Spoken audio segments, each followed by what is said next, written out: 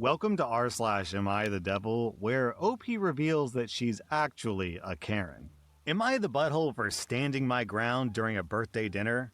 I'm a 50-year-old woman who has a son who recently turned 18. We were going out to celebrate his birthday with a family dinner with our family and his aunt and uncle. The night before, I asked him where he wanted to go, and he decided on an Indian restaurant that we usually go to. Just to see if he wanted to switch it up or try something different because it's a special occasion, I suggested another Indian restaurant that we went to once about 5 years ago and recently reopened. He declined, saying that he didn't remember the restaurant and didn't know if the quality would still be the same 5 years later. I then suggested a new sushi restaurant that had caught my eye. He declined again because he didn't want to run the risk of having a bad restaurant for his birthday. So we stayed with the normal Indian restaurant. The next day, his aunt and uncle came over. They're very nice people, and my son loves them a lot. I realized that they had already been to my son's chosen Indian restaurant twice already. I didn't want to bore our guests, so I brought up a new Greek restaurant that has also caught my eye and asked my son to look at the menu. He looked through it rather quickly and declined.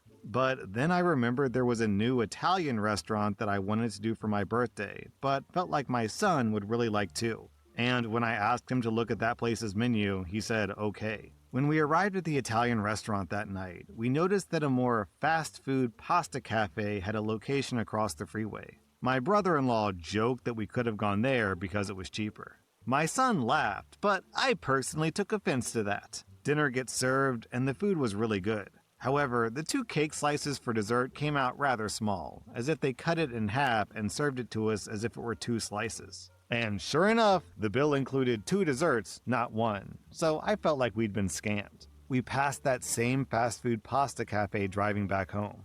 My husband joked about how my son had chosen a fishy restaurant that scammed us. My son says, "Hey, this wasn't my choice." But then my sister-in-law follows up with could have gone to the fast food pasta place and they wouldn't have scammed us for $20. My son, now laughing, says, "Well, maybe talk to the person who chose the restaurant." He's being extremely disrespectful towards me, and all these jokes are offensive. It's well past 3 strikes, and I shout that next time I'll keep my effing mouth shut. I'm not gonna stand being attacked like this since my son is an adult who can make his own decisions. What? When we arrived home, my son tried to apologize, but I didn't want to hear it. Later on, he tries to ask me how my dinner was. This was a fake attempt to make me feel better and apologize again. So I calmly reminded him again that I didn't want to talk about the dinner, and that was it. I didn't want to be reminded of how I was attacked over a simple restaurant.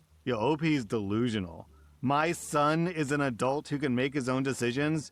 Then why did you attack him with, 5 different restaurant choices? Can he make his own decisions? Then let the guy make his own decisions. At first, the poor guy just wanted to go to the restaurant he likes. Then his birthday wish became, "Please stop harassing me about this stupid restaurant. Fine, we'll go wherever you want, just get off my back about it." Am I the butthole for being too overprotective with my 17-year-old daughter? I have a 17-year-old daughter who is asking to go out with her friends by themselves. Her friend is also 17. I'd be dropping my daughter off, and her friend's mom would be doing the same, with both of us picking them up afterwards. They want to do something simple, like go to the mall, bowling, or running. My daughter has never given me a reason not to trust her. She works, is responsible, and even offered to keep me updated throughout the day. However, whenever she hangs out with friends or goes to sleepovers, I usually tell her to include her older sister or the whole family. I have also told her that if she has a problem including her sisters when hanging out, then she's not really for her family. She says that because she has a job and interacts with all kinds of people every day, she needs the chance to learn and experience things independently. She also feels it's unfair that she's never really been allowed to go out on her own, because I always expect her sister or family to be involved. Now she says it's gotten to the point where she doesn't even want to ask anymore because she already knows the answer will be no unless someone else comes. Her sister, who's 23, agrees with her and says she felt the same way at that age and still does. Am I wrong for feeling this way, or am I being too overprotective?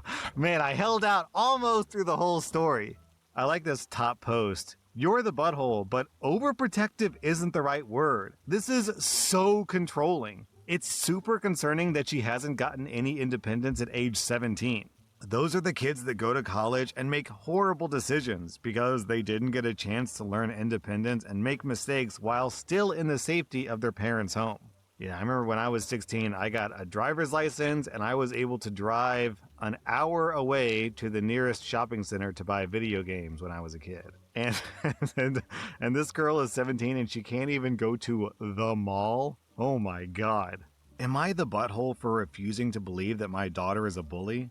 I have a 17-year-old daughter, Riley, who's been consistently harassed by a girl named Aisha who's like 16, 17, or 18. My daughter Riley has a very out there personality. She's very outgoing and very social. Riley can be pretty loud, and we're working on time and place. Aisha, on the other hand, is very combative.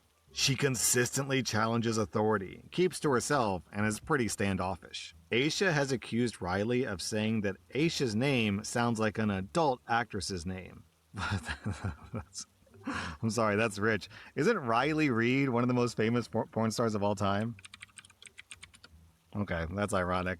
Aisha also has seizures, and she claims Riley said they look like she was being possessed. Aisha also said that Riley made fun of the fact that she has autism. She listed a bunch of other horrible things Riley supposedly did. The thing is, I genuinely don't think my daughter would do those things. There was a school trip coming up, and Aisha was going. I saw Aisha talking with her friends, so I pulled her aside to talk to her. I said, "My daughter is Riley, and we would really appreciate it if you could leave her alone. I know there's some bad blood between you, but Riley is a very sweet girl, and I'm sure you can be a sweet girl as well, so please just be nice." I said it exactly like that. Aisha responded, "Then tell your little effing angel to leave me the F alone."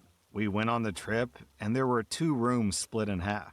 Aisha ended up in our cabin. I tried to be nice to her, but she clearly decided she hated me. Most of the time, Aisha kept to herself. Riley has a very big personality, and she was joking around with her friends and playfully pushing them. Aisha rudely said, "Stop it, you're in my space." Riley told me about it, so I tried to have a conversation with Aisha about how she could have said that more nicely. She told me to F off. After that, she mostly just hung out with one of the boys and didn't interact much. This is where I think I may have messed up. I continued being nice to Aisha and treated her like I would anyone else. During lunch, I saw her holding her head, sitting with her knees pulled up, absolutely bawling her eyes out. She was hyperventilating. I asked her what was wrong and grabbed her face.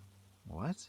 She told me to go away, but I started rubbing her head and said, "It's okay, just tell me what's wrong. I really do care about you." She then said, "Go away, leave me the F alone." Then she told me that while she was in the bathroom, Riley and her friends were banging on the door, calling her names, and turning off the lights. I called Riley over and asked her if that happened. She said it did, but that it was a joke. I told Riley that it was not a joke, and I made her apologize to Aisha. For the rest of the time, Aisha refused to look at me or talk to me. On the last day, I was called over by one of the other parents. They told me that Riley was harassing Aisha and that it was not the other way around. I said that couldn't be true because I know my Riley and she would never do that. They then told me they were going to inform the school if I didn't keep Riley away from Aisha.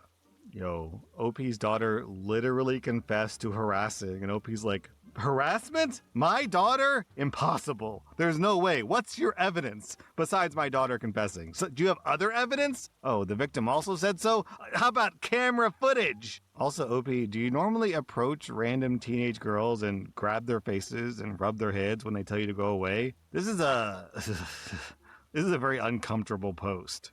Our next Reddit post is from r/amithebutthole. I'm a 32-year-old guy who's currently single, and I was at my sister's wedding this weekend, and things have gotten tense since. For context, my sister, who's 29, was previously married for about a year when she was 24. It ended pretty badly. There was a lot of arguing, and from my perspective, she rushed into it and ignored everyone's advice. Our family kinda just doesn't talk about it now, which I've always thought was weird because it happened and it clearly says something about her decision making. Anyway, at her current wedding, I was asked to give a speech. No one gave me any specific guidelines, just say something nice. I did start nice. I talked about growing up together, how she used to make me terrible instant coffee, and stuff like that.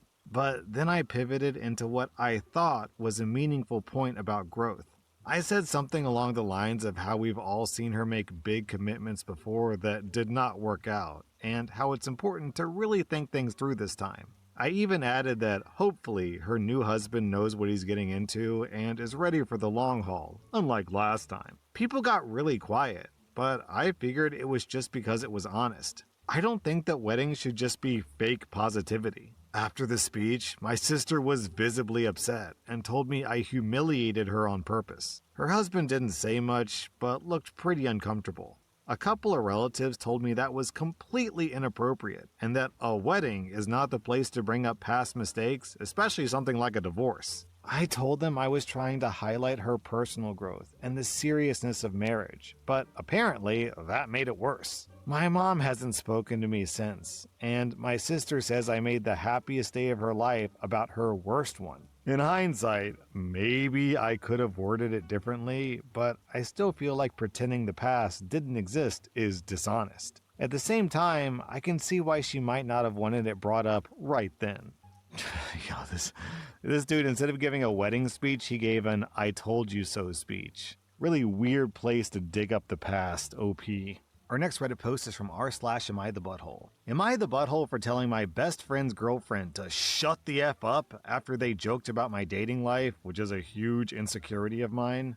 I'm a 22-year-old guy, and I've been struggling a lot with my social life, making new friends, and dating. It feels like my life never goes anywhere in that department, and it's a deeply sensitive topic for me. I also struggle with processing my emotions, and while I don't usually snap at people, everything just piled up this week. To give some context, I often feel like I'm not an interesting person. I work as a back-end dev intern at a major bank. I recently busted my butt to pass a Linux sysadmin course. I'm learning to play electric guitar, and I like taking and editing raw photos on my phone. But despite having hobbies, I can't seem to connect with people. The night before this incident, I went to a free live gig with some classmates I didn't really know. I drank more than I'm used to, it hit me really hard, and I just couldn't bond with anyone. I ended up leaving early, feeling completely defeated and isolated. Add to that, a girl that I've been texting all week was acting very distant. The next evening, I went over to my childhood best friend's house to vent. He's realistically my only close friend. His girlfriend was also there. While I was talking to him about how much this relationship stuff was stressing me out, I kept getting notifications on my phone from my LG smart washing machine. My friend and his girlfriend started making fun of me, joking that the washing machine texts you more than the girl does. That's pretty good. Because I was already having a miserable, emotionally exhausting week and feeling completely inadequate, I snapped. In the heat of the moment, I turned to his girlfriend and told her to shut the F up. You're annoying the hell out of me with this. The vibe in the room changed instantly. My friend just kept telling me to calm down. I realized immediately that I'd crossed a line, and I instantly apologized to both of them right then and there. But I knew that my apology didn't mean anything in that moment. The damage was already done, and I'd already screwed up. I just got up and left his apartment. As soon as I got out, I sent them a long text apologizing again, explaining that I was acting like a dick, nothing justifies it, and that I have a lot of pent-up frustration. Later, I texted his girlfriend individually to reiterate my apology. It's been a bit, and neither has reached out. My friend hasn't even opened my messages, and his girlfriend just left me on red. I know that I was completely out of line, but he's my only close friend and I'm terrified of losing him. Am I the butthole? Also, is there a way to salvage this relationship? What should be my next steps, and how can I work on myself so I don't end up in these terrible situations again and actually become a better person?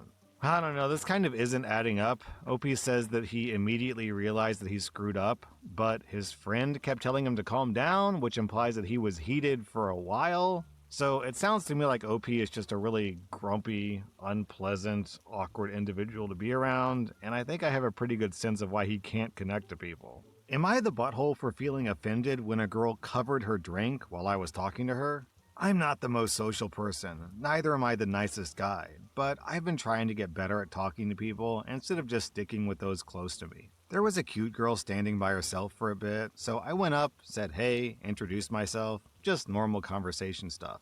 Not long after I started talking, she took out one of those drink covers, the ones with a little hole for a straw, and put it on her cup. She didn't say anything, but it felt pointed, I guess. Like, I know that whole thing is about people being careful with their drinks, but the timing made it feel like it was because of me. It kinda threw me off, so I didn't stay long. I just ended the conversation after a minute and went to talk to someone else. I assumed she wasn't really comfortable, and I didn't want to make it awkward. Later, she came up to me and asked why I just dipped like that. I said that I didn't think she wanted to talk after she covered her drink right when I walked up. She got kind of annoyed and said that it wasn't about me and that I made it weird by leaving. That's the part that's confusing me. If it wasn't about me, fine, but at the same time, it felt like a pretty clear signal and a slap to the face, so I backed off. Now I feel like it was a damned if you do, damned if you don't situation. Yeah, dude, why are you being offended? That she doesn't want to get date R-worded? You're gonna have to just toughen up, my friend. However much discomfort you may have felt in that situation is a tiny drop in the bucket to the amount of discomfort that she was potentially facing. Who else would she use that cover for except stranger guys who come up out of nowhere and start talking to her? You are the prime candidate for those covers. That was r/Amithedevil, and if you like this content, check out my podcast where I publish the exact same episodes. Also, hit that subscribe button because I put out new Reddit videos every single day.